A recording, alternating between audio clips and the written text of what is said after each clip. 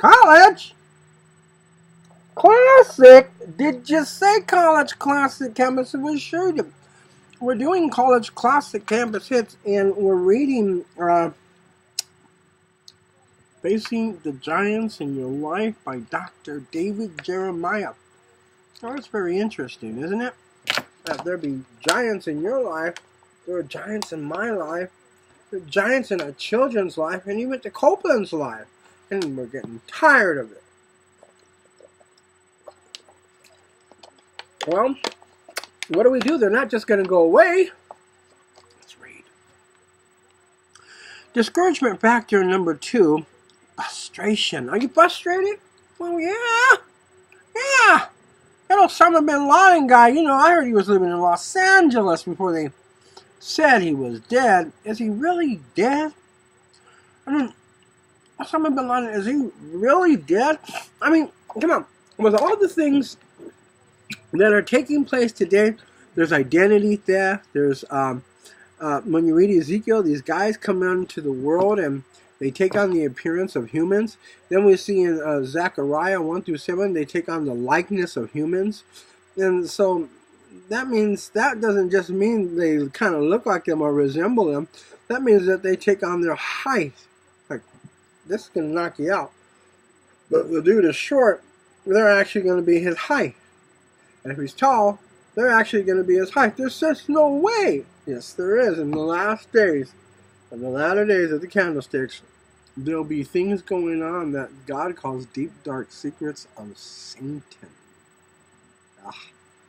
And somebody says, well, how is that possible? They say it's done through acts of sodomy and adultery. And I say, you got to be kidding me. No, but that sodomy gets them cast down from heaven by their tails. Revelations 12. Let's study. Not only was the strength of the workers failing, but there was so much rubbish in the way from the prior wall's destruction that they could hardly work. Verse 10. You can imagine the scene, huge piles of stone blocks piled everywhere from when the Babylonians had knocked down the walls to capture the city. Sometimes laying the foundation for a project can be the most frustrating part. Well, it's perhaps the most important part. It's not nearly as much fun to clear the site and get ready to rebuild as it is to see the walls rising.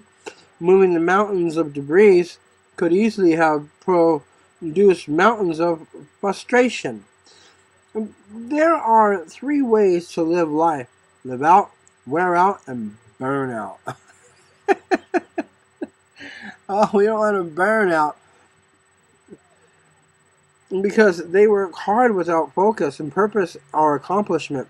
I know people who work incredibly hard all the time, but they never burn out because they are reaching their goals and living with a